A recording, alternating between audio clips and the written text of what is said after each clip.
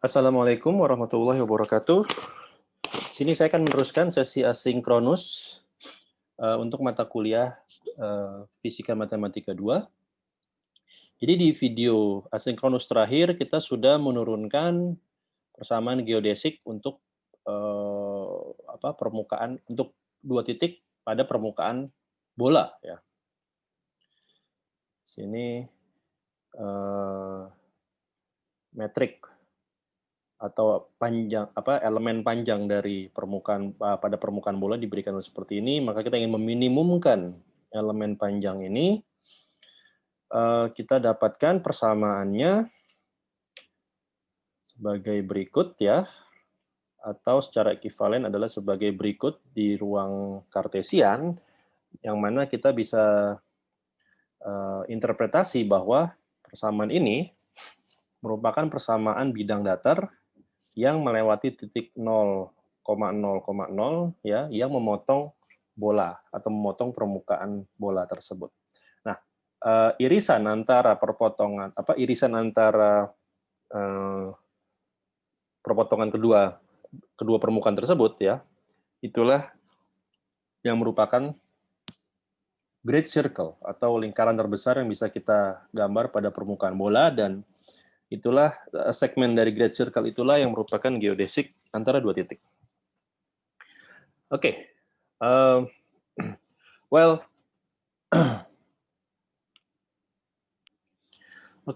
Saya kira sebelum kita mulai melanjutkan pembahasan kalkulus variasi, ada baiknya saya memberikan PR untuk materi ini, ya.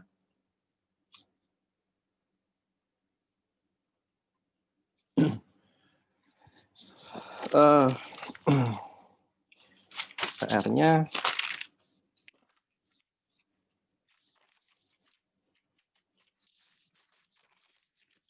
adalah sebagai berikut.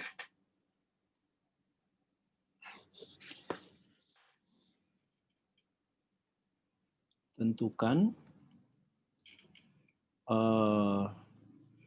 fungsi Y sebagai fungsi X yang mengoptimumkan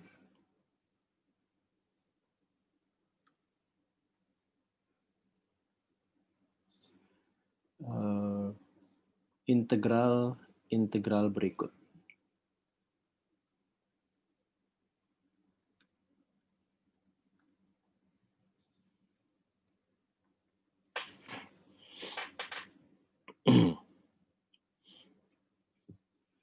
Oke, ini adalah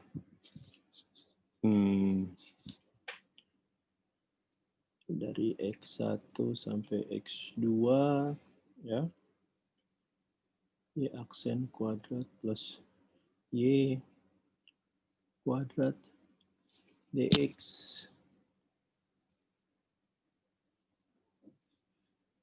integral dari X1 sampai X2 X ds, ingat ini ds ya, bukan dx, jadi Anda perlu ubah ke dalam bentuk dx dahulu.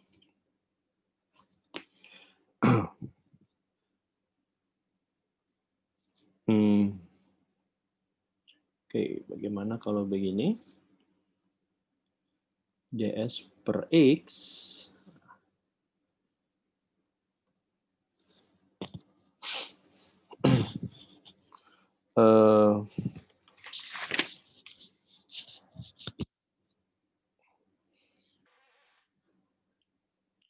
integral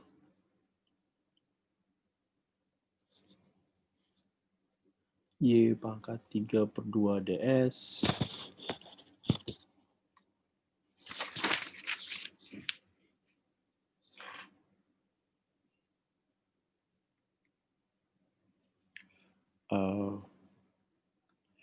Oke, ini saya ubah fungsinya dari Y.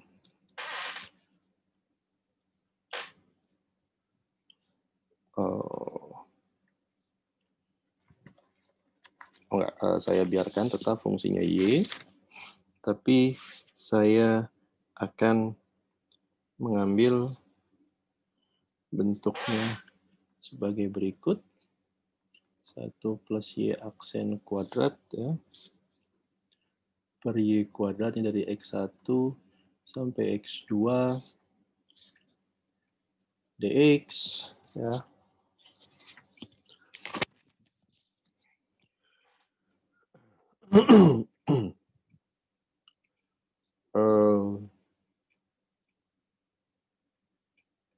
Dan terakhir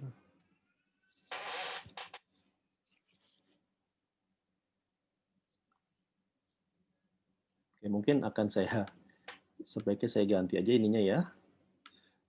Bukan hanya Y tapi juga fungsi secara umum ya. Jadi sini fungsinya bergantung pada fungsionalnya.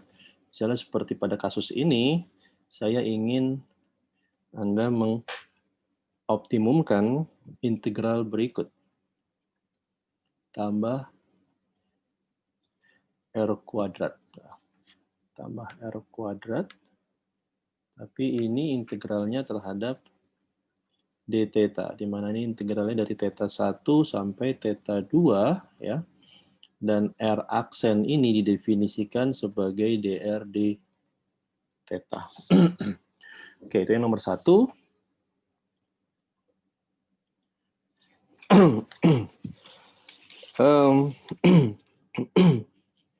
Nomor 2, saya mengambil kasus di sini. Kita kembali ke Brachistochrone ya. Tunjukkan bahwa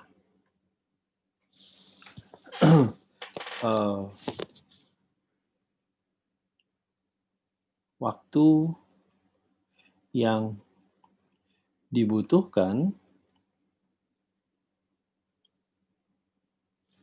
untuk dibutuhkan oleh partikel bermassa M ya, oleh partikel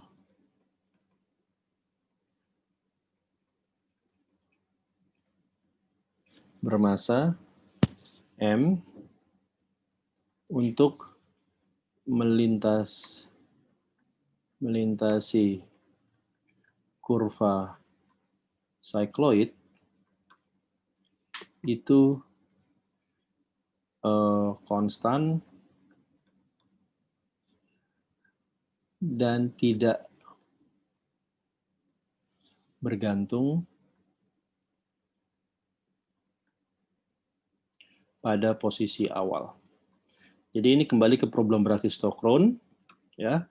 Kita sudah lihat bahwa Brachistochrone ada lintasan yang memenuhi problem Brachistochrone adalah lintasan cycloid ya. Sekarang tunjukkan bahwa ketika satu partikel itu saya gulirkan pada lintasan cycloid,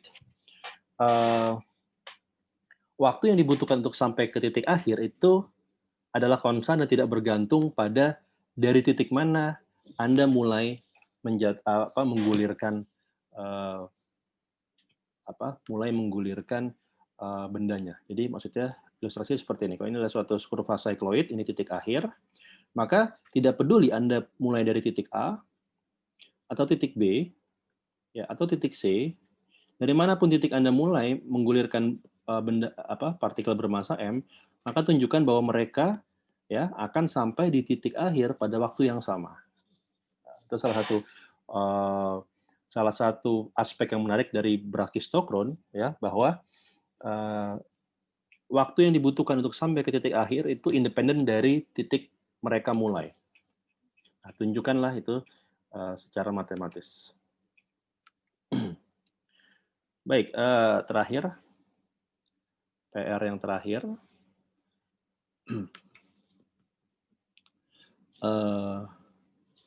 Tentukan geodesik ya di sini. Tentukan geodesik dari permukaan kerucut, atau tentukan geodesik pada permukaan kerucut ya. conical surface.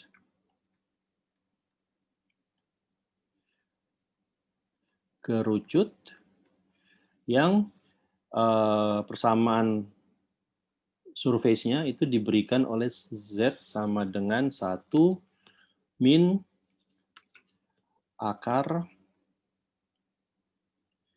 X kuadrat plus Y kuadrat. Oke, 3 saja cukup. Ya.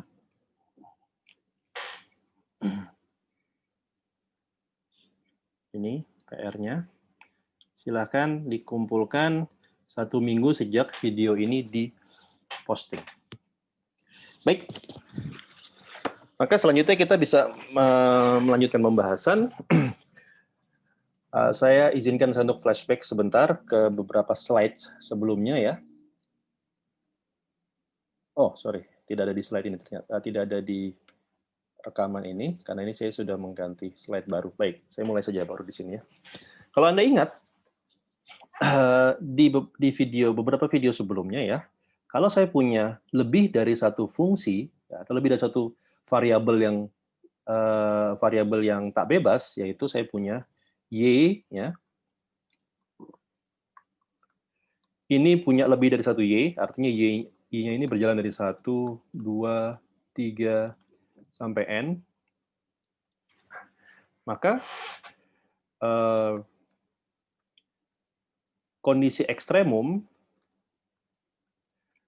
kita, ya, di mana fungsional nilai bergantung pada YI dan turunan dari YI, ya, terhadap X. Nah, ini kita dapatkan, sorry, saya belum memperkenalkan simbol ini, maka saya ganti simbolnya. Maka ketika kita ingin mengekstremumkan integral ini, kita dapatkan bahwa persamaan yang diberikan atau persamaan Euler-nya itu menjadi berikut ya. Sekilas tampak tidak ada perubahan sama sekali pada persamaan Euler. Ya. Memang sama persis, cuman bedanya sekarang bahwa Anda lihat saya punya N buah persamaan ini, karena I ini nilainya 1, 2, 3, sampai N. Jadi ini adalah persamaan Euler untuk satu I. Ya. Kalau ada 5 buah fungsi, ada Y dari Y1 sampai Y5, berarti Anda punya 5 buah persamaan Euler yang harus Anda selesaikan secara simultan. Ya. Oke, ini kasus ketika kita punya kalkulus variasi yang bergantung pada dengan beberapa variabel tak bebas. Bagaimana kalau kita punya variabel bebasnya? Bagaimana kalau kita punya beberapa variabel bebas? Ya. Jadi di sini alih-alih punya I-nya berjalan dari 1 sampai N, ya, saya bisa punya, gitu ya, saya bisa punya X-nya ya lebih dari 1. Oke. Jadi untuk memudahkan saya akan generalisir ya fungsinya di sini ya. Saya akan gunakan variabel terikatnya. Saya akan ganti dari Y menjadi U ya. Karena saya akan menggunakan Y nanti untuk menjadi variabel bebas. Jadi U ini adalah UI. I ini berjalan dari 1 sampai N ya. Dan UI ini adalah fungsi multivariabel, artinya dia bergantung pada X, Y, dan Z. Oke, mohon dimaafkan penggunaan notasi saya, Y di sini tidak ada kaitannya sama sekali dengan Y di sebelumnya ya. Jadi X, Y, Z ini adalah variabel bebas. Ya. Anda bisa bayangkan itu seperti misalnya ruang 3 dimensi, ya. Ini suatu fungsi atau medan yang bergantung pada posisi X, Y, maupun Z. Oke. Makanya saya ganti Y di atas dengan U. U ini adalah fungsi yang bergantung pada variabel bebas X, Y, Z. I-nya tetap berjalan dari 1 sampai N. Jadi saya punya N buah fungsi, ya, masing-masing bergantung pada X, Y, dan Z. Dan kebergantungannya tidak harus sama, ya, bisa berbeda-beda. Maka problem kalkulus variasi kita dapat dituliskan sebagai berikut. bahwa integral yang ingin kita ekstremumkan, nah ini sekarang integralnya adalah integral lipat 3 ya. Integral lipat 3, karena sekarang saya akan mengintegralkan terhadap dx, dy, dan dz. Di sini saya tuliskan fungsionalnya sebagai berikut. UIX, UIY, dan UIZ. Ya. Ini masing-masing UI dan UIX, UIY, dan UIZ ini bergantung pada X, Y, dan Z. Maka ini diintegralkan terhadap X, terhadap Y, terhadap Z. Jadi secara eksplisit integralnya ini ada lipat 3 ya. Cuman saya simplifikasi saja, saya tuliskan dalam satu bentuk integral saja, tapi ini harap dipahami bahwa ini integralnya adalah dari X1, Y1, Z1 ya, sampai X2, Y2, Z2. Oke. Nah, apa itu UIX ya? Di sini saya perlu menjelaskan istilahnya atau notasinya. UIX ini adalah DUI DX ya. UIY ini adalah DUI DY ya. Jadi kalau ada indeks X atau Y atau Z ini berarti turunan dari UI terhadap X atau Y atau Z. Oke. Jadi Anda lihat bahwa fungsionalnya bergantung pada fungsi UI-nya dan juga pada turunan dari fungsi UI, baik terhadap X, terhadap Y, dan terhadap Z, masing-masingnya. Nah, kita bisa menerapkan formalisme yang sama, formalisme kalkulus variasi yang sama, yaitu kita lakukan variasi terhadap UI, ya, dengan kata lain, kita jadikan UI selain bergantung pada X, Y, dan Z, kita juga jadikan dia bergantung pada alfa, ya, di mana kita bisa ekspansi atau kita bisa tuliskan UI ini sebagai UI yang benar atau UI yang ekstremum ya. UI yang ekstremum ini by definition berarti alfanya 0 ya. Ditambah variasi dari UI yang ekstremum ini. Saya akan namakan ini alfa mengalihkan eta i seperti biasa ya. Sini X, Y, Z. Jadi karena kita punya n buah fungsi U, maka secara umum saya juga punya n buah fungsi variasi eta. Ya.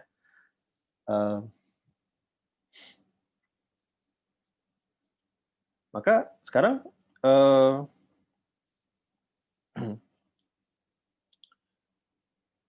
kalau saya ingin memvariasikan do i, do alfa, atau saya menurunkan i terhadap alfa, ya berarti saya menurunkan ya do f terhadap do ui ya di sini do ui diturunkan terhadap alfa. Lalu selain itu saya turunkan do f terhadap do UIX ya.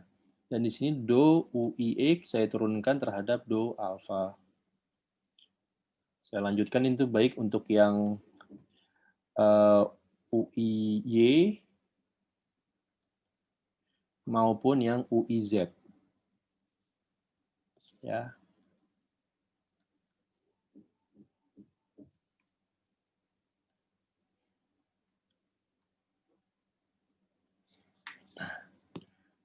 Oke, ini tetap integral terhadap X, Y, dan Z. Nah, apa bentuk dari kita bisa lihat ya, UI-nya seperti ini, maka turunan dari UI terhadap alfa itu hanyalah eta di sini ya. Eta i, ya kan? Bagaimana dengan turunan dari UIX terhadap alfa? Kalau UI-nya seperti ini, maka UIX-nya berarti saya turunkan ini semua terhadap X ya. Berarti saya punya UI0X ya ditambah alfa eta IX ya. Berarti kalau saya turunkan terhadap alfa, saya dapatkan ini adalah eta IX saja ya. Eta IX ini dipahami adalah do eta I ya. Do eta I do X. Sama, di sini pun juga demikian. Saya punya,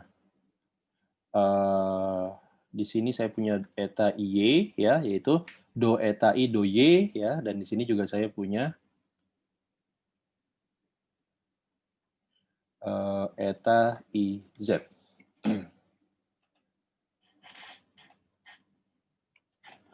Maka kalau saya lanjutkan,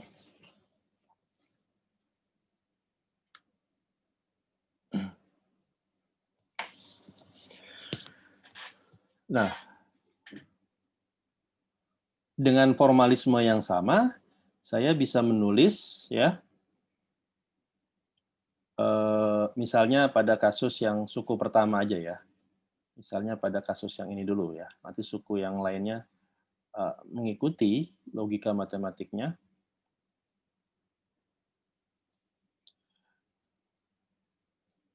Ini saya punya do F, do UIX gitu ya. Do eta I, do X, ya kan? Nah, ini kan bisa ditulis sebagai do per do X dari semuanya, ya. Do UIX mengalihkan eta I, ya, dikurang do per do X mengalihkan, bekerja pada, maksud saya, do F, do UIX. Ini mengalihkan eta I. Ya. Hal yang sama juga berlaku untuk yang do F, do UIY, do UIY, do alfa, dan do F, do UIY, eta IY, ya, dan do F, do UIZ, eta IZ, ya. Jadi Anda tinggal ganti di sini jadi Y dan Z, ya, sama saja. Nah, kita lihat suku pertama ini kan dalam tanda integral ya, dalam tanda integral terhadap X, terhadap Y, dan terhadap Z. Jadi dalam tanda integral terhadap X dan Y dan Z ini, ya, kalau kita evaluasi, maka saya punya integral terhadap dx dari do per do X sesuatu, ya kan? Jadi integral terhadap X-nya menjadi seperti ini. Integral, ya, ini terhadap dx, ini semua,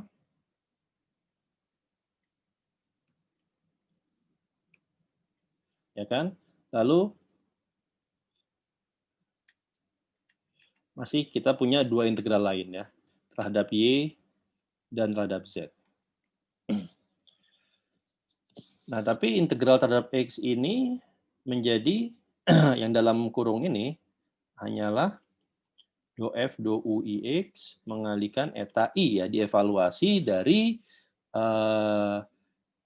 X sama dengan 1 ya, X sama dengan X1 sampai X sama dengan X2.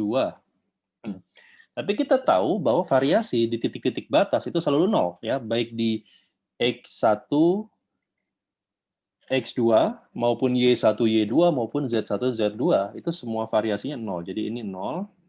Dengan demikian maka kita cuma punya suku terakhir saja. Dari do F, do UIX mengalihkan eta I.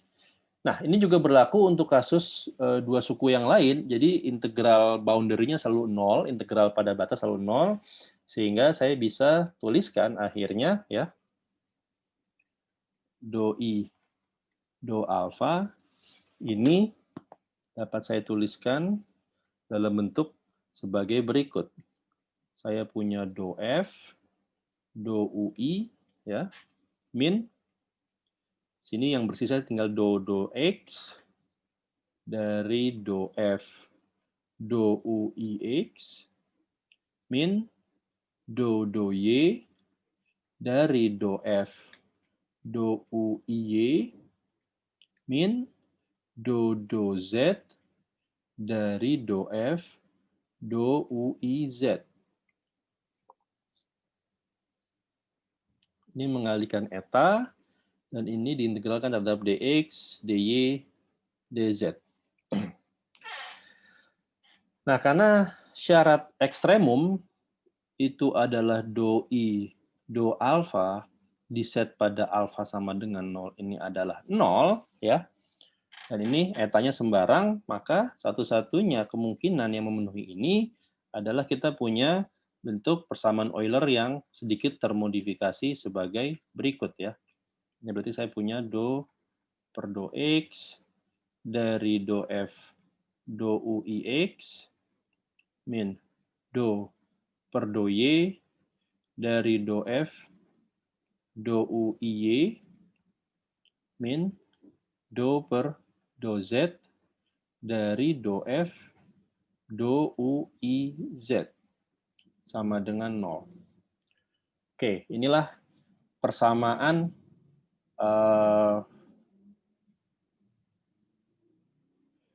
persamaan Euler, ya, untuk persamaan Euler untuk fungsi atau fungsional yang fungsinya mengandung lebih dari satu variabel bebas. Nah, bentuk ini bisa saya generalisir, ya. Saya bisa generalisir ini kan kalau kita U-nya bergantung pada X, Y, dan Z, ya, pada 3 buah variabel bebas, ya. Secara umum, saya bisa punya K buah variabel bebas, ya. Secara umum sebagai berikut. Saya bisa punya, ya, tadi kan saya bisa tulis sebagai berikut, ya. Ini saya punya, saya kembalikan ke Y lagi, ya. Y di sini adalah fungsi, ya.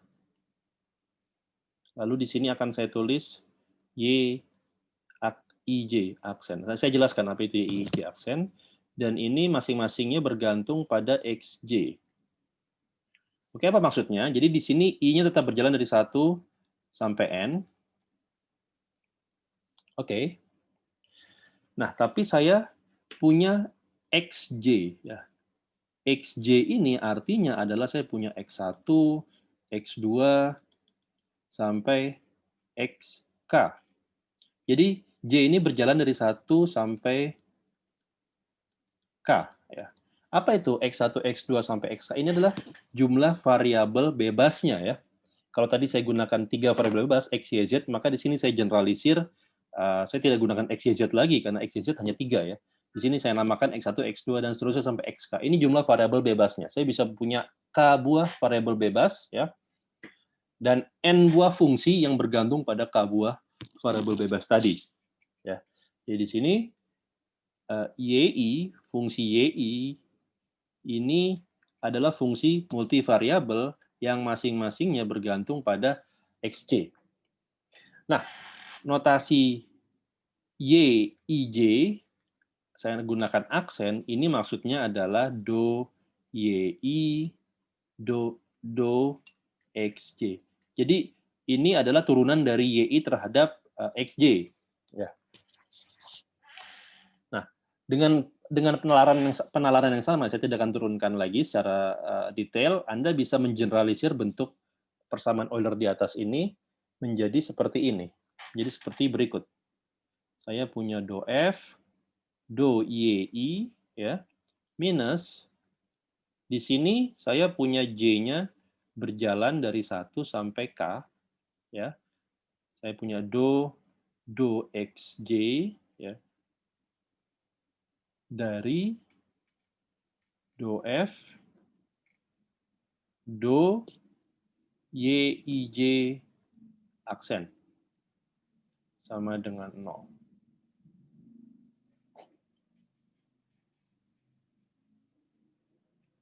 Oke, jadi Anda lihat bahwa di sini Anda punya N buah persamaan seperti ini, ya, yang masing-masingnya itu sukunya adalah J plus 1. Ya kan? Karena ini kan ini sukunya ada J buah suku, ya, kalau saya jalankan J-nya, ya, plus suku pertama ini, ya. Jadi Anda punya N buah persamaan seperti ini, masing-masing persamaan tersebut punya J plus 1 buah suku.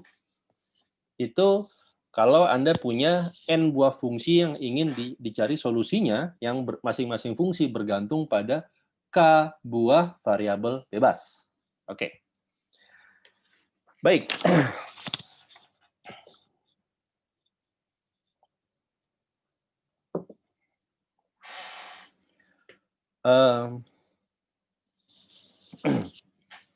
Baik, sekarang saya akan masuk ke pembahasan mengenai kalkulus variasi dengan kendala atau constraint ya. Tapi sebelum saya membahas mengenai constraint, ada baiknya juga kalau saya mulai membahas tentang pengali Lagrange atau Lagrange multiplier. Lagrange multiplier. Bahasa Indonesianya adalah pengali Lagrange.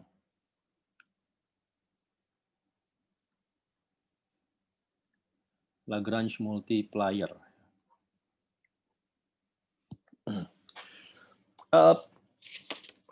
Konsep pengali Lagrange ini sebenarnya tidak hanya ada di kalkulus variasi, ya. Ini sudah ada di kalkulus, ya. Kalkulus yang multivariabel pun sudah ada. Misalnya gini,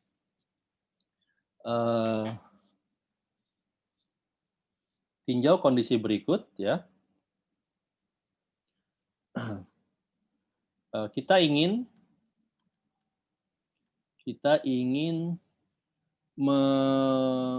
meminimumkan, ya, meminimumkan suatu fungsi yang multivariabel, ya, f bergantung pada x, y, z, ya, dengan, ya, di sini dengan kendala atau constraint, ya, constraint itu bahasa Indonesia adalah kendala. Kendalanya apa? Kendalanya bahwa kita harus memenuhi kondisi ini, kondisi constraint ini, ya. Misalnya suatu fungsi lain dari x, y, z memenuhi kondisi dia sama dengan konstan. C. Oke. Bisa dipahami, ya. Jadi saya ingin meminimumkan sesuatu fungsi, tapi proses minimalisasi ini harus memenuhi juga suatu kondisi yang lain yang kita namakan kondisi kendala atau constraint, di mana constraint-nya misalnya seperti ini.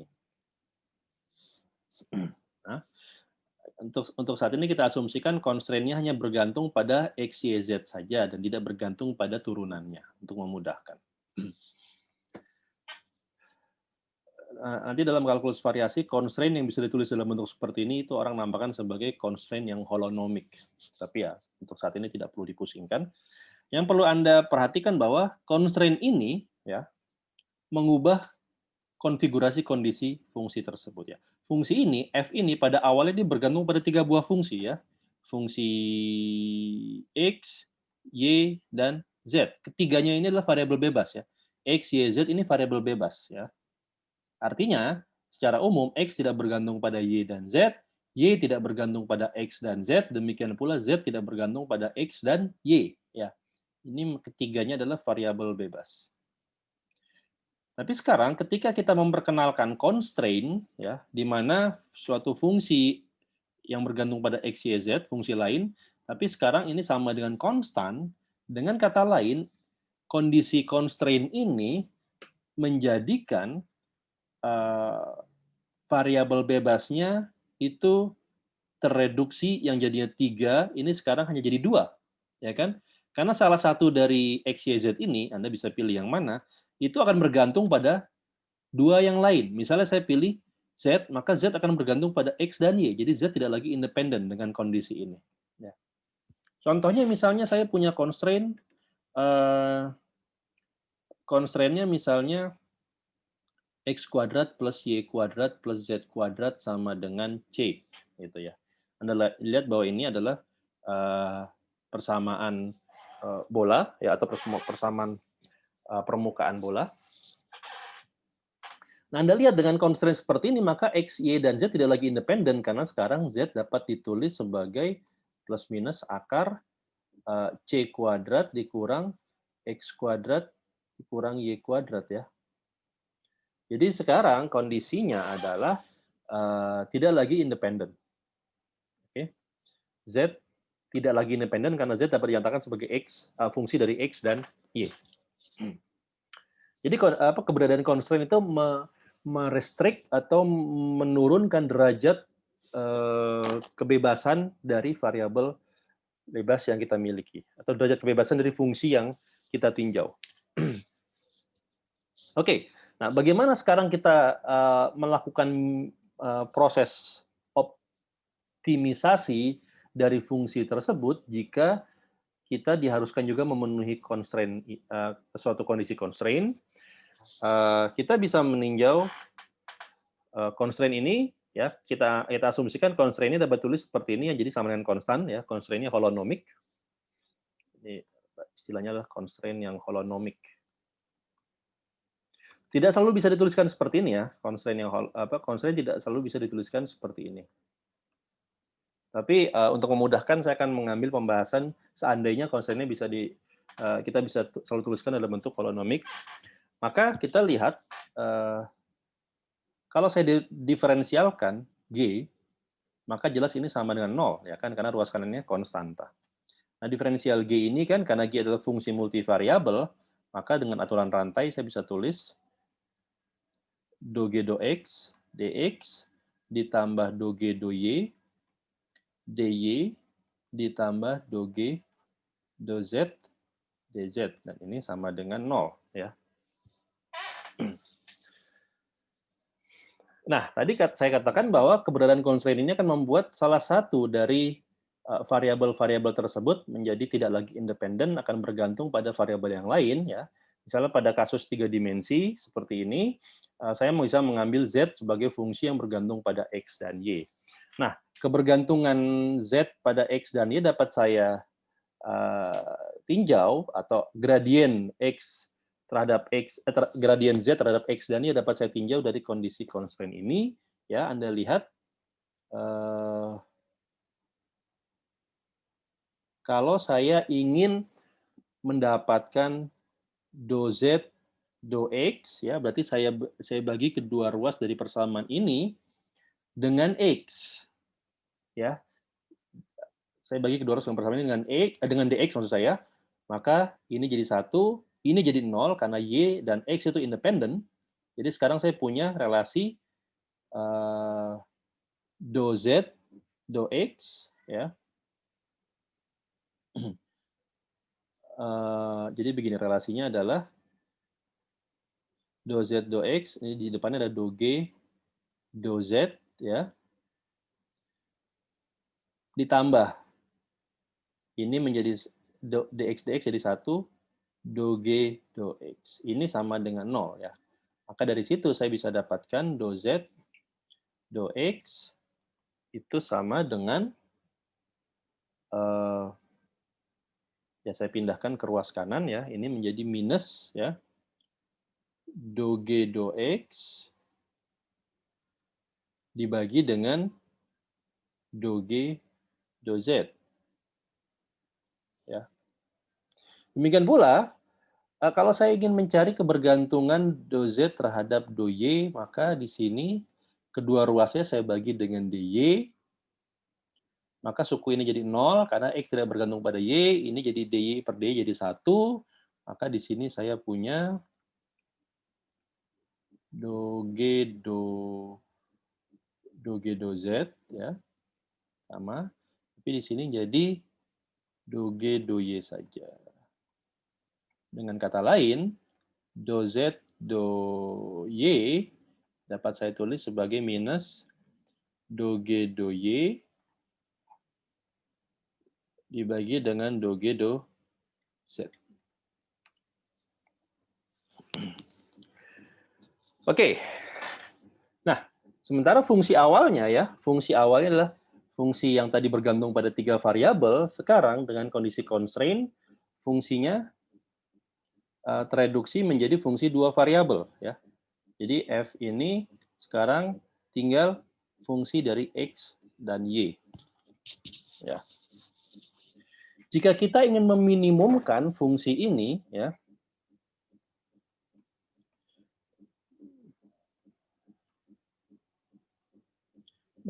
atau mengekstremumkan ya, sama saja ya.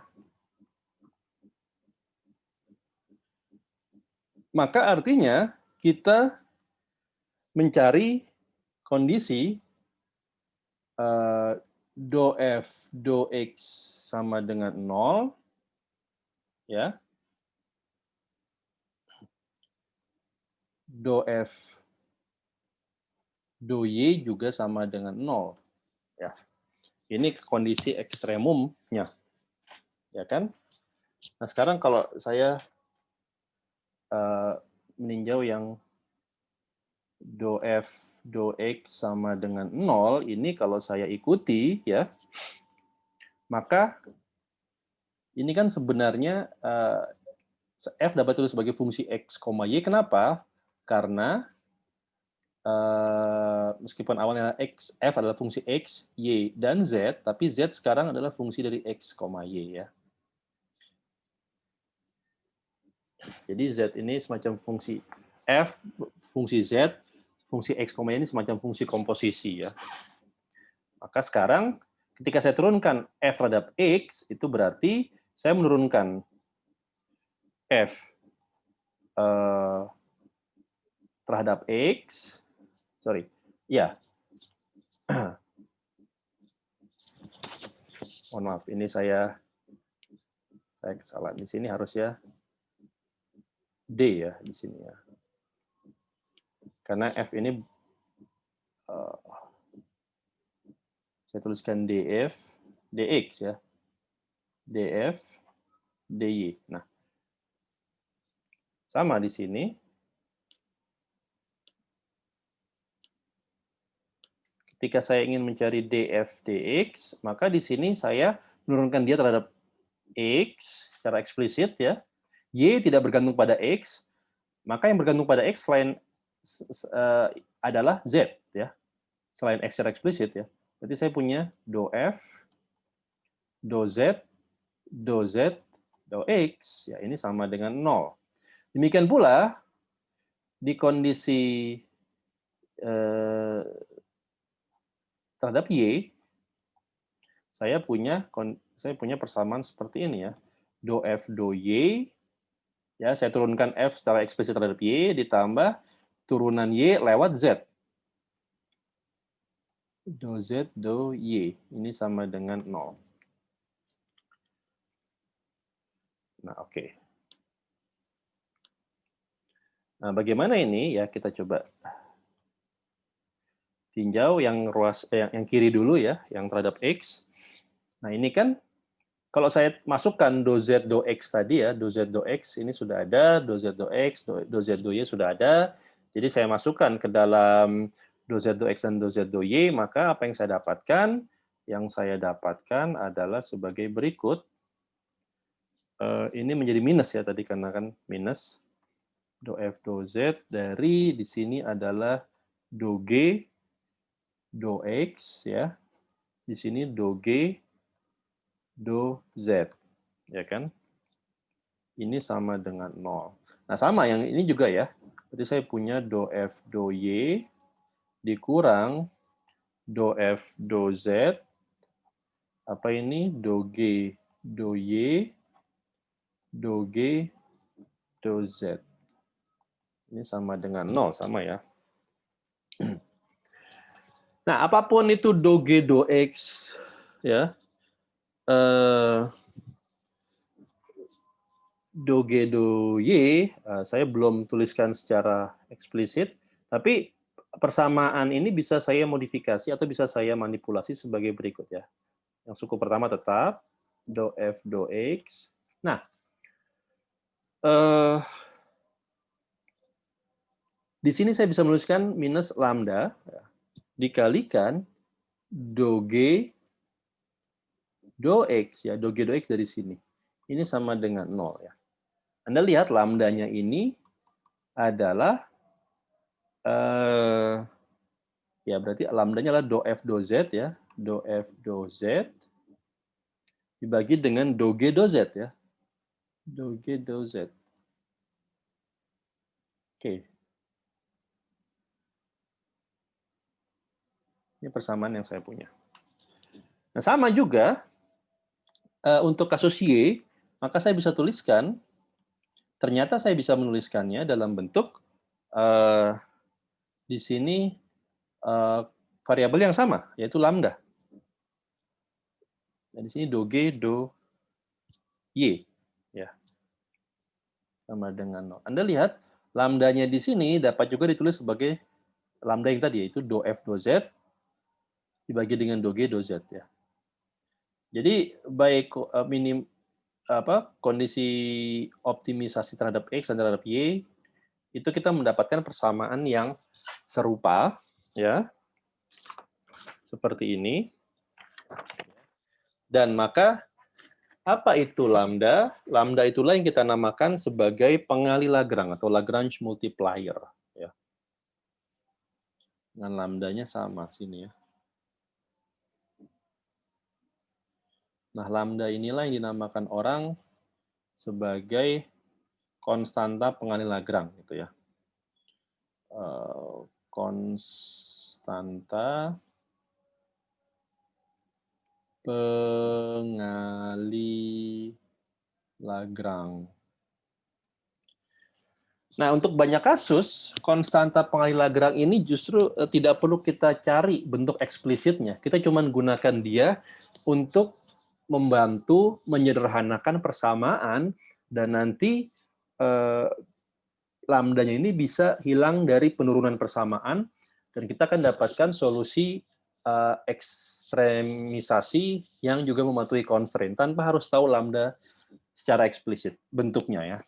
Nah, oleh karena itu, maka konstanta pengali Lagrange ini juga dinamakan konstanta atau pengali tak tentu Lagrange, Lagrange undetermined multiplier, pengali tak tentu Lagrange. Oke, apa yang bisa kita dapatkan dari sini? Kita lihat bahwa kalau saya punya fungsi f, ya, yang ingin kita minimumkan atau ekstremumkan, ya, dan ekstremisasi ini harus mematuhi kendala atau constraint berikut, maka Anda cukup melakukan keduanya, Anda bisa melakukan keduanya secara simultan dengan mempertimbangkan persamaan berikut ya. Do F, ya, do. Saya namakan ini XI karena saya punya X1 dan X2 yaitu X dan Y ya. Kalau saya punya saya punya dua variabel bebas yaitu X dan Y, maka I-nya berjalan dari 1 sampai 2, ya kan? Dikurang, nah di sini saya perlu tuliskan sumasi. Sumasi apa ini? Sumasi untuk constraint, karena di sini constraint yang saya terapkan ada satu. Ya. Saya ingin meminimumkan fungsi ini, fungsi 3 variabel, dengan satu constraint. Ya. Artinya apa? Artinya, kalau saya punya N buah atau K buah constraint, maka saya harus jumlahkan semua constraint ini di sini. Ya. Ini adalah J, ya, do G, J, do X, I. Sorry, saya koreksi tadi. I-nya ini berjalan dari 1 sampai 3, yaitu jumlah variabel bebas yang asli yang dimiliki oleh fungsi F-nya ya. Dan fungsi G-nya. Ya, di sini I berjalan 1, 2, sampai ya secara umum ada N. Inilah persamaan ekstremisasi dengan memasukkan kondisi constraint G. Ya.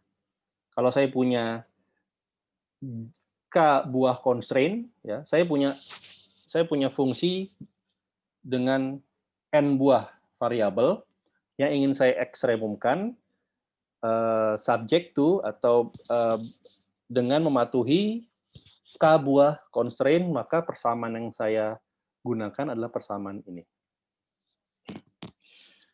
Oke, mungkin ini agak abstrak ya, bagaimana penggunaannya. Kita coba ambil kasus yang non kalkulus variasi, yaitu kasus kalkulus biasa. Ya, kasus kalkulus biasa. Misalnya saya punya silinder gitu ya.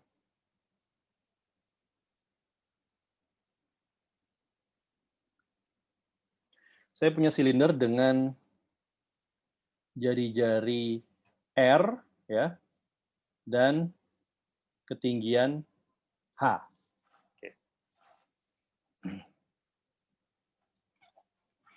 Nah, problem ini banyak digunakan di matematika terapan, matematika industri ya. Misalnya Anda sebagai seorang pemilik industri kaleng ya misalnya, Anda ingin memproduksi kaleng ya. Tentunya kaleng ini membutuhkan biaya bahan ya, bahan kaleng ini dari timah katakanlah. Nah, tentunya Anda ingin meminimumkan cost produksinya ya. Jadi problemnya adalah misalnya sebagai berikut. Saya ingin meminimumkan, saya ingin memproduksi suatu kaleng ya yang apa dengan rasio jari-jari dengan yang jika saya berikan jari-jari tertentu ya atau ketinggian tertentu, saya ingin luasnya itu paling minimum. Jadi tentukan misalnya rasio ya ketinggian terhadap jari-jari yang meminimumkan apa yang ingin kita minimumkan? Yang ingin kita minimumkan adalah bahan bakunya, ya bahan baku di sini kan berarti jumlah timah yang digunakan ya. Berarti adalah meminimumkan luas permukaannya ya. Luas permukaannya. Permukaan silinder. Jadi yang ingin diumumkan adalah luas permukaan silinder ya. Tapi tentunya untuk setiap luas permukaan yang terbentuk ada volume yang dibatasi oleh luas permukaan tersebut. Nah, saya ingin berikan constraint-nya constraint-nya adalah volumenya tetap ya. Dengan volume konstan. Oke, misalnya problemnya seperti itu. Kita coba terjemahkan dulu ke dalam bahasa matematika ya. Apa yang ingin kita minimumkan? Yang ingin kita minimumkan adalah penggunaan bahan baku. Dengan kata lain, yang ingin kita minimumkan adalah luas bahan baku timah yang digunakan ya. Luas dari silinder adalah luas alas dan tudungnya, yaitu 2 kali luas lingkaran, ditambah luas selimutnya. Luas selimutnya ini adalah yaitu panjang selimutnya adalah keliling lingkaran, yaitu 2pi R, dikalikan tinggi selimutnya, yaitu H. Oke, inilah fungsi yang ingin kita minimumkan. Ya. Ini fungsi yang ingin diminimumkan.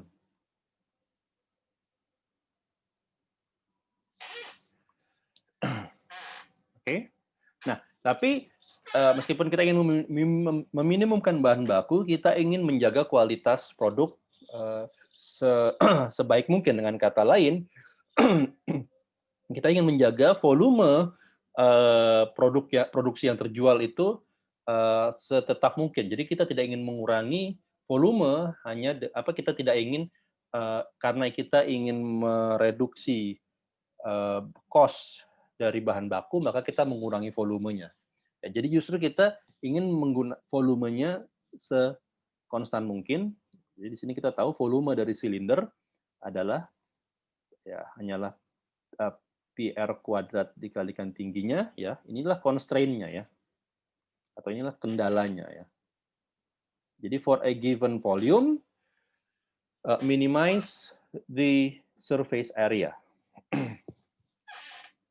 Oke. Berarti sekarang kalau dalam bahasa kalkulusnya saya punya fungsinya ya R, H ya. Ini adalah 2pi R kuadrat plus 2pi RH. Constraint-nya R, H-nya ini adalah pi r kuadrat H konstanta gitu ya. Ini konstan gitu ya. Konstan. Nah, karena saya punya dua variabel, maka saya bisa tuliskan sebagai berikut. Secara umum berarti saya punya do S, do XI ya, minus lambda. Lambdanya cuma satu karena saya cuma punya satu buah constraint ya. Ini do V ya, atau do ya do V ya. Ini do XI sama dengan 0 ya. XI-nya ini adalah R dan H. Oke, kalau kita turunkan terhadap berarti secara eksplisit kita menurunkan terhadap R dan terhadap H gitu ya. Yang secara eksplisit saya punya do S ini terhadap R, do R min lambda do V do R sama dengan 0 ya. Do S do R ini hanyalah 4pi R plus 2pi H ya. Dikurang do V do R, V-nya adalah pi R kuadrat H, maka saya punya 2 pi R H. Kalikan lambda di sini ya. Ini sama dengan 0. Oke, kita bisa cancel 2pi.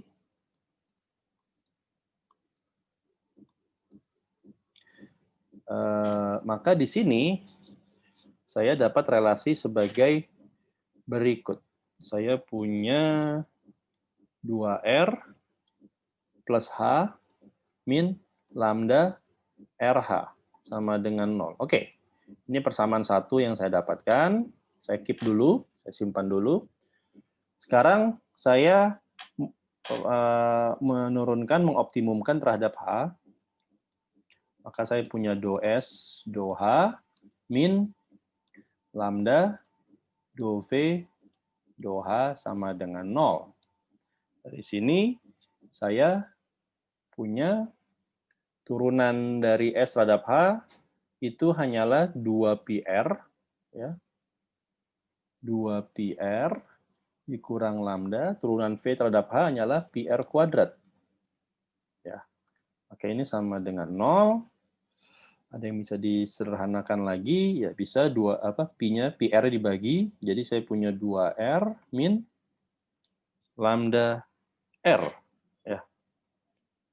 Sorry, dua saja ya. Karena r sudah di-cancel ya, pr sudah di-cancel pr. Maka ini 2 min lambda r sama dengan 0. Oke, dari sini saya dapat lambdanya adalah 2 per r. Nah, di sini saya dapat pengalih Lagrange secara eksplisit. Saya bisa masukkan kembali ke persamaan atas.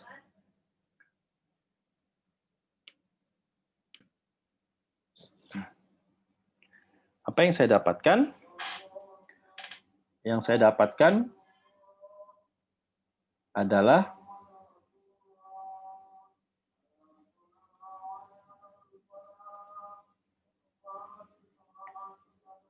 dua per R dimasukkan ke dalam lambda, jadi 2 R tercancel 2H saja, sama dengan 0. Oke, jadi H dikurang 2H jadi min H. Dari sini saya punya 2R sama dengan H. Nah, saya tidak bisa menentukan R-nya berapa dan H-nya berapa dari persamaan ini, tapi saya bisa menentukan rasionya ya. Jadi H per R-nya adalah 2. Oke, jadi untuk bisa menghemat bahan baku seoptimum mungkin dengan volume yang ditentukan, ya, maka rasio jari-jari atau rasio ketinggian dan jari-jarinya harus dibuat 2, ya, agar luas permukaannya seminimum mungkin. Ini contoh penggunaan pengalih Lagrange. Mungkin ada baiknya saya ambil contoh satu lagi, ya, agar bisa lebih jelas. Contoh satu lagi adalah misalnya seperti ini. Saya punya reaktor nuklir, ya, reaktor termal nuklir, ya.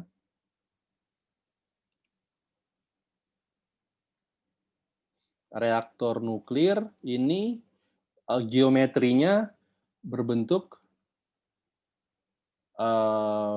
apa bahasa Indonesia rectangle atau parallel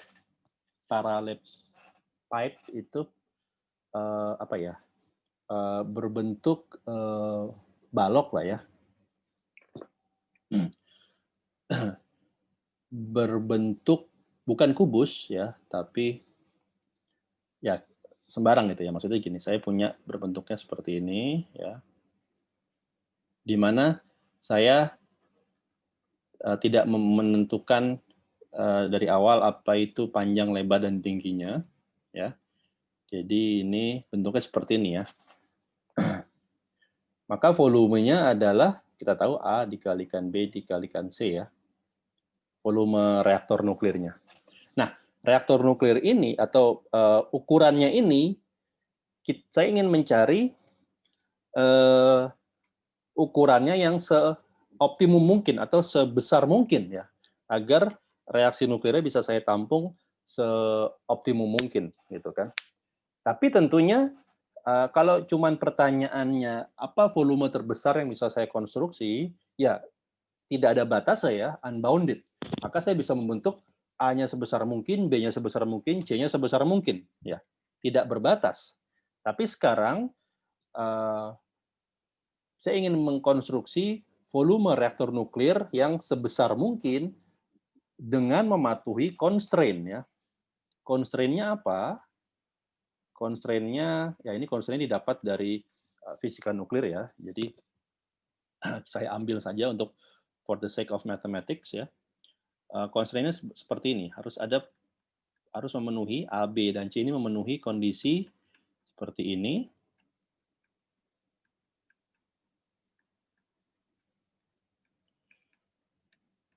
Ini sama dengan konstan atau saya namakan saja K. Oke.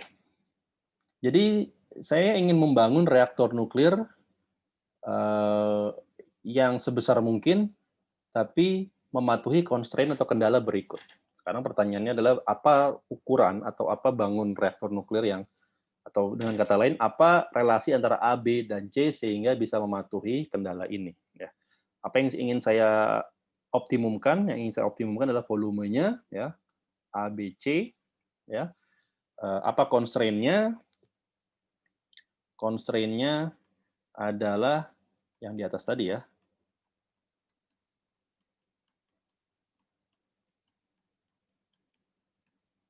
Ini. Maka kita punya 3 persamaan ya kan, karena ada 3 variabel ya, A, B, dan C ya.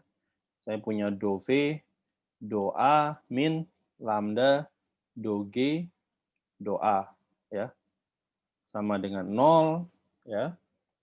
Saya juga punya do V do B ya min lambda do G do B sama dengan 0, dan terakhir saya punya do V do C min lambda do G do C ini sama dengan 0 juga. Oke, kita lihat persamaan pertama. Apa yang saya dapatkan di sini, saya punya BC dikurang lambda do G do A ini memberikan saya pi kuadrat dikalikan 2 per A pangkat 3. Ini sama dengan 0. Ya. Dari sini saya bisa menentukan constraint-nya, lambdanya adalah berarti saya punya A pangkat 3 BC ya, per 2 pi kuadrat. Oke, ini saya simpan. Dari persamaan yang kedua, saya punya AC min lambda, ada pi kuadrat, ada 2 per B pangkat 3 sama dengan 0. Ya. Maka kalau saya masukkan lambdanya di sini, ya, kalau saya bisa masukkan langsung lambdanya ke sini, saya punya persamaan AC min A pangkat 3, B-nya di cancel di bawah ada 3, jadi 1 per B kuadrat ya. C pi kuadrat 2 per 2 pi kuadrat B kuadrat. Ini sama dengan 0. Oke, 2 pi kuadratnya cancel, sehingga saya punya A-nya cancel, jadi C, AC-nya cancel, jadi 1, di sini saya punya 1 min A kuadrat per B kuadrat ya. A kuadrat per B kuadrat, sama dengan 0, atau dengan kata lain, A kuadrat per B kuadrat sama dengan 1. Oke, dari dua persamaan tadi saya dapat rasio A dan B, ya kan? Dengan asumsi A dan B-nya adalah positif, ya kan? Karena panjang itu positif, maka di sini saya punya A sama dengan B. Ya. Dari sini saya punya kondisi A sama dengan B. Oke, dari persamaan ketiga, ya. Dari persamaan ketiga saya punya AB min lambda sama di sini Pi kuadrat 2 per C pangkat 3 sama dengan 0. Sekali lagi saya masukkan lambdanya, ya. Maka di sini jadi, tulis di sini aja, AB min lambda Pi kuadrat, lambdanya sudah saya masukkan. Saya maksudnya mau tulis 2 Pi kuadrat, ya. 2 Pi kuadrat, lambdanya adalah A pangkat 3 BC dibagi dengan 2 Pi kuadrat C pangkat 3 sama dengan 0. 2 Pi kuadratnya cancel. AB-nya cancel. Dari sini saya punya 1 sama dengan A kuadrat per C kuadrat. Ya, dengan kata lain, di sini saya punya A sama dengan C. Oke, dari kondisi ketiga saya punya relasi A sama dengan C. Dari kondisi kedua saya punya relasi A sama dengan B.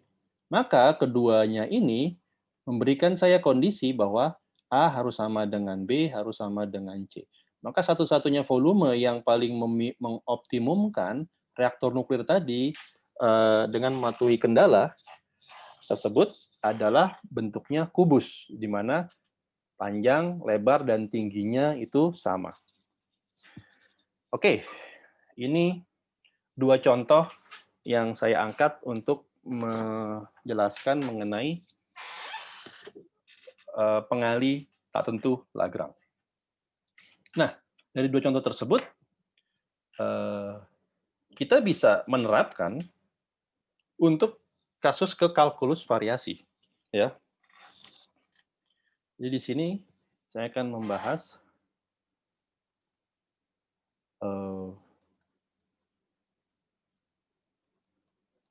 kalkulus variasi dengan constraint atau kendala.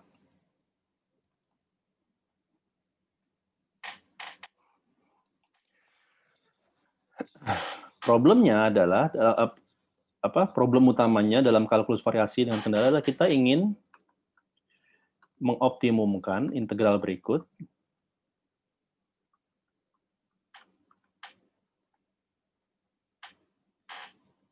Kita ingin mengoptimumkan integral ini, ya, integral yang ya kita sudah tahu integralnya. Untuk memudahkan, saya akan ambil variabel bebasnya satu saja, dan meskipun ini bisa digeneralisir untuk multi variabel bebas, tapi y-nya atau y-nya lebih dari satu.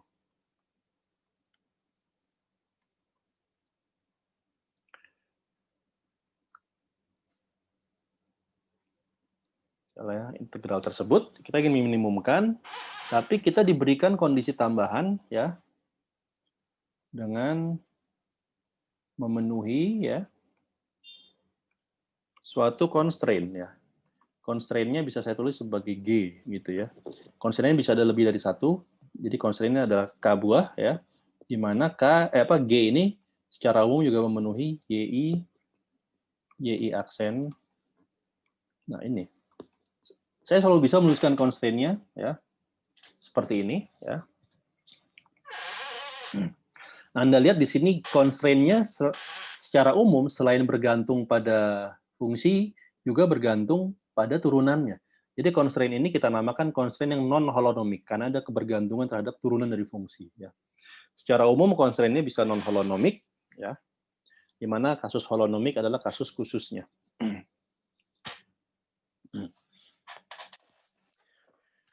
Nah,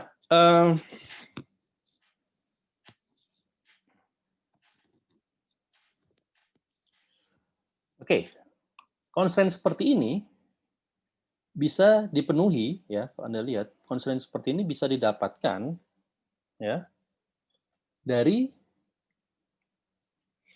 eh,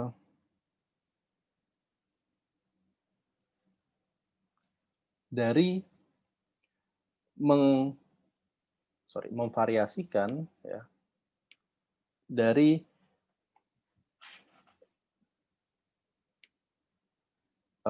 apa ya? Saya tulisnya seperti ini, integral dari lambda ya, saya gunakan lambda. Lambda ini bisa bergantung terhadap x ya.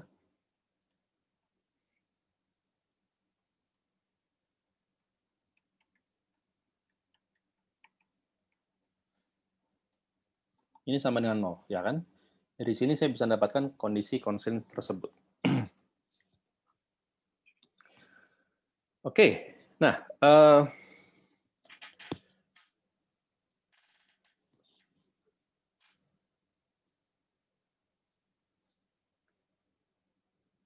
maka di sini ya, atau kondisi lainnya, alternatifnya adalah ya, alternatif lain dari bentuk ini adalah saya juga bisa menuliskan dalam bentuk lambdanya adalah konstanta, ya, lambdanya konstanta, saya taruh di luar. Jadi dia tidak bergantung pada x, dan ini yi aksen x, sorry, maksud saya gini, constraint juga bisa ditulis dalam bentuk seperti ini ya. Jadi kadang-kadang constraint-nya ya itu bisa ternyatakan dalam bentuk integral ya. Jadi constraint ya, kendala juga bisa dinyatakan seperti ini ya. Jadi dalam beberapa problem kita kan menemukan bahwa kendalanya dapat dinyatakan sebagai integral sesuatu atau integran, nah, itu konstan. Itu constraint yang harus kita penuhi. Nah, Anda lihat bahwa ini dapat dipenuhi dengan kalau saya punya sorry ini kalau lambdanya misalnya adalah konstanta ya, lambda konstanta, saya integralkan jika yi aksen x dx gitu ya. Di sini berarti gini, saya tuliskan seperti ini ya, variasi dari ini semuanya sama dengan 0 ya. Juga yang tadi maksudnya saya tulis dalam bentuk variasi ya, variasi dari ini sama dengan 0. Nah, variasi itu artinya kita melakukan formalisme seperti yang kita lakukan pada i gitu ya. Nah, either one salah satunya saya bisa menggunakan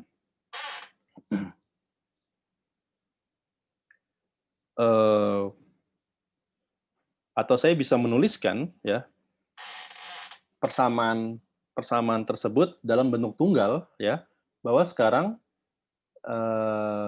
saya ingin mengoptimumkan integral ini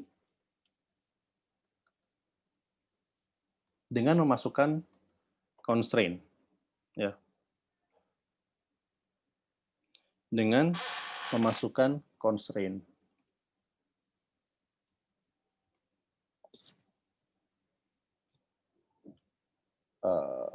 Sorry, saya tuliskannya seperti ini saja ya. J dari 1 sampai K, ini lambda J, ya. GJ, ya. YI aksen X. Nah, ini yang ingin, jadi alih-alih meninjau integral F, kita bisa meninjaunya sebagai integral F ditambah lambda GJ, atau sumasi dari lambda GJ. Nah, ini yang ingin kita, sorry, ini tidak sama 0 ya, tapi maksudnya adalah kita bisa meninjau I-nya seperti ini ya. Ini I integral yang termodifikasi seperti ini, dan kita terapkan ya kasus formalisme yang sama. Kita terapkan do I do alfanya sama dengan 0, ya, maka ya saya langsung tuliskan hasilnya, ya, tidak perlu saya turunkan lagi karena ini sudah obvious, bisa Anda lakukan sendiri. Nah, ini Anda lihat bahwa ini bisa ditulis sebagai berikut, ya, do F do YI, ya, min DDX do F do YI aksen, ya, ditambah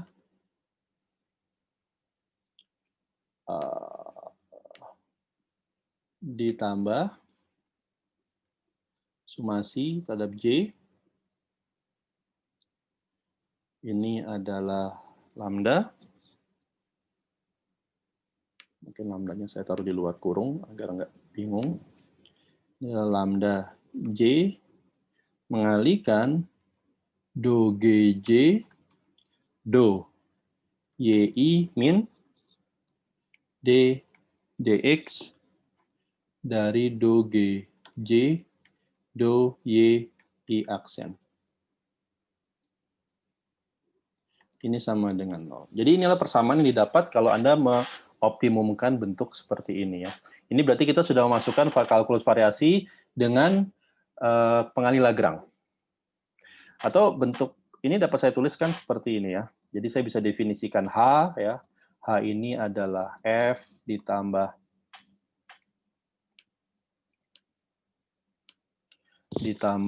sumasi dari J, yaitu GJ, ya. Maka saya dapatkan persamaan Euler-nya itu persamaan Euler untuk H. Ya. Min D per DX do H do Y I aksen. Ini sama dengan 0. Oke. Ini yang kita dapatkan untuk ini adalah persamaan Euler dengan constraint. Nah, kalau sekarang hanya atau di mana F dan G-nya ini adalah fungsional tidak bergantung secara eksplisit pada X, demikian pula lambdanya tidak bergantung pada X secara eksplisit, ya.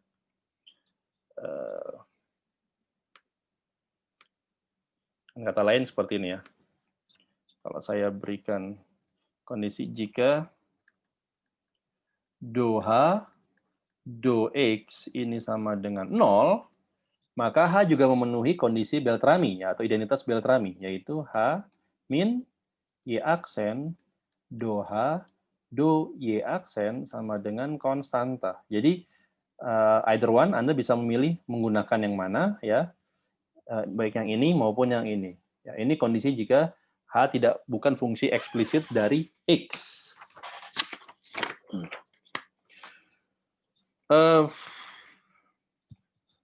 Oke, saya akan mengambil contoh. Ya, saya akan mengambil contoh di sini. Bagaimana penggunaan tersebut? Nah, contohnya lah yang kita namakan sebagai isoperimetrik, ya. Ini sebagai masalah atau problem isoperimetrik.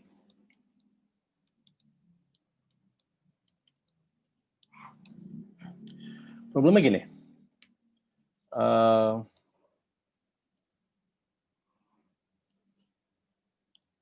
Ini adalah sumbu E, sumbu Y, ini sumbu X. Nah, misalnya saya diberikan 2 titik, ya, sembarang, katakanlah pada sumbu X untuk memudahkan, titik A dan titik B, ya.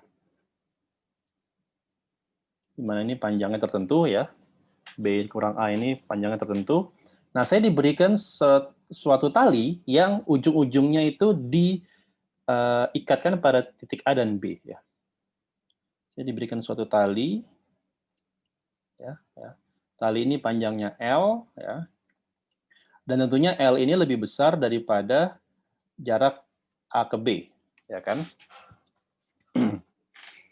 Jarak L-nya lebih besar. Problemnya adalah tentukan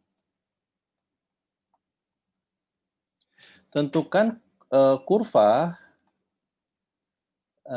yang bisa saya bentuk dari kondisi ini atau dari tali tersebut oleh tali yang yang paling memberikan luasan maksimum.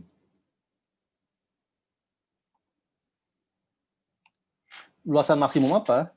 Luasan maksimum yang dibentuk oleh kurva, ya. Di kurva ini kan membentuk luasan, ya.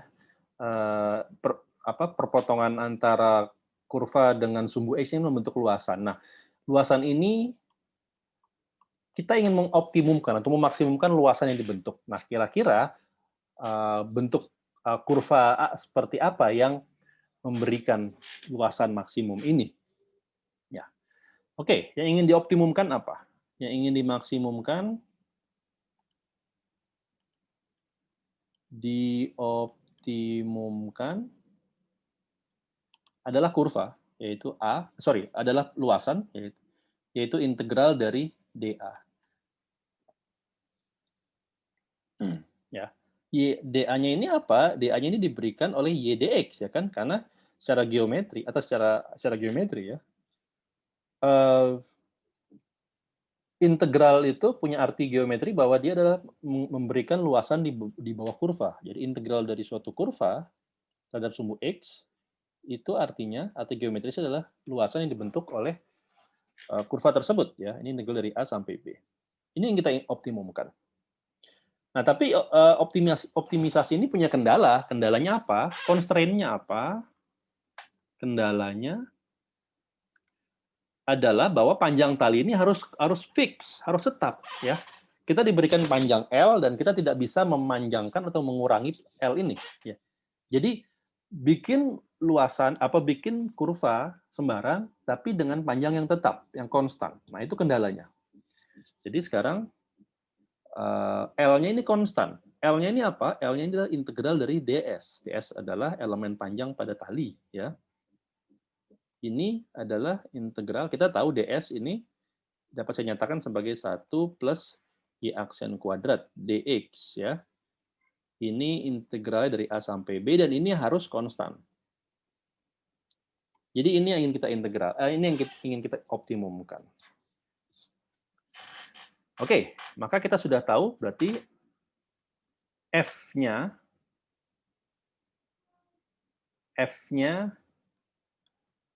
adalah Y saja, ya. Kendalanya ada 1, maka K-nya hanyalah 1.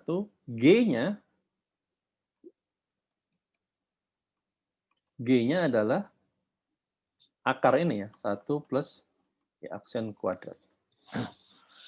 Nah, maka H-nya adalah F plus lambda G, ini dibentuk dengan Y plus lambda kalikan akar 1 plus Y aksen kuadrat, ya. Oke, apa ini? Berarti kita bisa terapkan persamaan Euler, ya.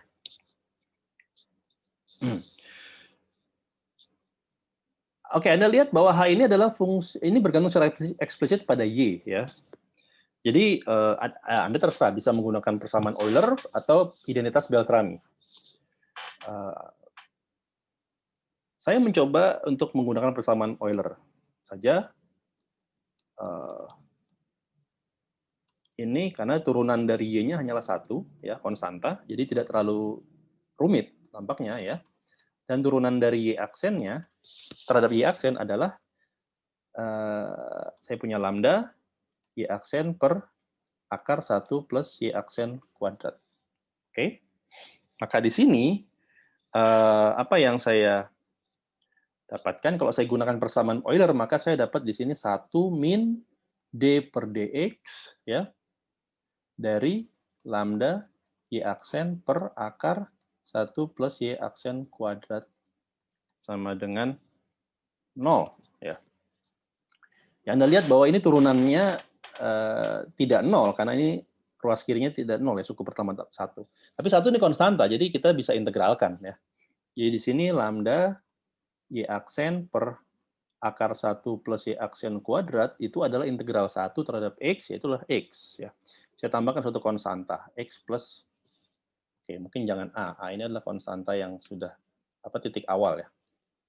Katakanlah C1 ya, ini konstanta. Oke, ini berarti kalau saya kuadratkan, ya, kalau saya kuadratkan, maka saya punya lambda kuadrat y aksen kuadrat ini sama dengan x plus C1 kuadrat, ya, mengalikan 1 plus y aksen kuadrat. Ya kan? Oke, apa yang mau saya lakukan? Yang mau saya lakukan, saya ingin mencari y aksennya. Maka y aksen ini saya bisa ambil akar yang positifnya.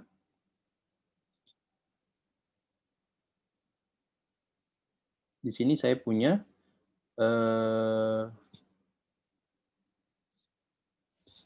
oke, mungkin saya sederhanakan dulu ya. Y aksen lambda kuadrat min x plus C1 kuadrat ini mengalikan y aksen kuadrat ini sama dengan 1 plus y aksen kuadrat gitu ya. Sorry. Kok 1 plus y aksen kuadrat sih? Sama dengan x plus C. X plus C1 kuadrat maksud saya. Maka y aksen ini saya ambil akar positifnya x plus C1 dibagi akar lambda kuadrat min x plus C1 kuadrat. Ya. Y aksen itu kan dy dx ya kan? Dy dx. Ya, maka kalau saya integralkan ya, maka di sini saya mengintegralkan ya, berarti y sama dengan gitu kan, integral dari x plus C1 dx dibagi akar lambda kuadrat min x plus C1 kuadrat. Ya, ini integralnya elementary lah ya. Anda bisa lakukan substitusi. Apa yang Anda dapatkan di sini, Anda dapatkan, ini plus konstanta integrasi. Jadi saya bisa tulis y min C2, ini hasilnya adalah akar dari lambda kuadrat min, Anda bisa cek bahwa ini hasilnya seperti ini ya. Lambda kuadrat min x plus C1 kuadrat. Artinya apa? Artinya saya bisa kuadratkan kedua ruas, saya maka punya x plus C1 kuadrat ya. Saya pindahkan ke ruas kiri ya. Jadi saya punya x plus 1 C1 kuadrat plus y min C2 kuadrat ini sama dengan lambda kuadrat. Persamaan apa ini? Kalau Anda lihat ini adalah persamaan lingkaran ya. Lingkaran dengan titik pusat. Titik pusatnya di mana? Titik pusatnya di min C1, C2 ya. Min C1, C2 ya kan? Dan radiusnya adalah lambda. Jadi apa artinya? Bahwa kurva yang bisa saya bentuk dari tali ini yang paling mengoptimumkan luasannya adalah kurva lingkaran atau segmen dari lingkaran ya. Segmen dari lingkaran. Oke. Segmen dari lingkaran. Baik, saya kira saya bisa cukupkan pembahasan sampai di sini. Ini contoh isoperimetrik. Kita akan coba bahas contoh-contoh lain lagi di pertemuan selanjutnya. Saya akhiri sampai sini. Terima kasih. Assalamualaikum warahmatullahi wabarakatuh.